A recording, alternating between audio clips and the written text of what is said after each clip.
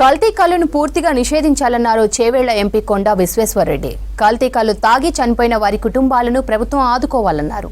కల్లుతో అనారోగ్యం పాలైన వారికి మెరుగైన వైద్యం అందించాలని కోరారు. డైజోఫామ్తో కల్తీ కల్లు తయారు చేస్తున్నారని చెప్పారు. అనుమతి లేని కల్లు దుకాణాలను బంద్ చేయాలని డిమాండ్ చేశారు ఎంపీ కొండా విశ్వేశ్వరరెడ్డి. తాటి కళ్ళు, అది ఈత కళ్ళు కాదు, తాటి కళ్ళు కాదు, అది డైజీఫామ్ కళ్ళు, అది కెమికల్ కళ్ళు, వాటికి అలవాటైంది ఇక్కడ ప్రాంతంలో చాలా మంది.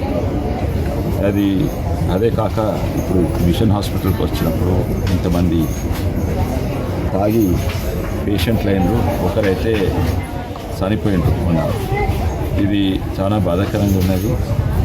ఒకటేమో మనం సమాజంలో మార్పు తెస్తానికి ప్రయత్నం చేయాలి, చాలా మెల్ల స్లో ప్రాసెస్. కానీ ఇమీడియట్ ఏంటంటే ఇటువంటి కళ్ళు దుకాణాలు, ఇట్లాంటి కళ్ళు మామలాలు, ఇటువంటి డైజీఫామ్ కళ్ళు మామలాలు తలుచుకుంటే అధికారులు ఇమీడియట్లీ దీన్ని బంద్ చేయవచ్చు. అయితే అధికారుల మీద తప్పనిసరిగా ఒత్తిడి తేవాలి. నేను వ్యక్తిగతంగా కలిసి కూడా తీసుకురావాలి. వాళ్ళు ఉంటే ఇంకో వాడు కేవలము మందు, రైతులు ఎంతోమంది మందు విషం తాగి, అంటే తప్పనిసరిగా అధికారులు యాక్షన్ తీసుకోవాలని నా కోరిక.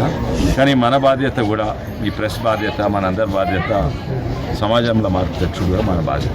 ఓ శాంపుల్ తీసుకురండి, నాకు పంపించండి, ఇంకెక్కడన్నా 2 ల్యాబొరేటరీస్ హైదరాబాద్కి పంపించండి, బాంబేకి పంపించండి. ఇది అందరికీ తెలుసు. కల్తీ కళ్ళు ఇవాళ కాదు, ఈ లాస్ట్ 8-9 ఏళ్ళ సంది విపరీతంగా ఎక్కువైందని అందరికీ తెలుసు. అది కల్తీ